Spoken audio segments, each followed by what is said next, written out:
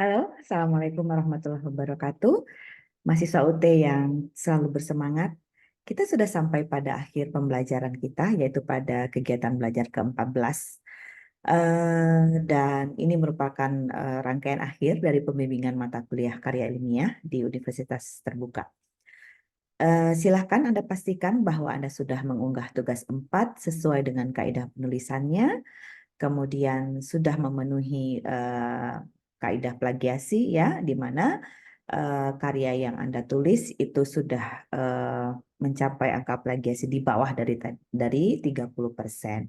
Dan jangan lupa upload untuk lembar pernyataan bebas plagiasi tersebut sebagaimana yang sudah Anda unduh pada kegiatan belajar 11. Dan semoga pembimbingan karya ilmiah ini bisa memberikan kontribusi bagi Anda sebagai seorang calon sarjana dalam menyusun sebuah artikel ilmiah yang baik sebagai prasyarat untuk melanjutkan studi Anda, dan semoga Anda sukses dalam menjalani karir Anda ke depannya.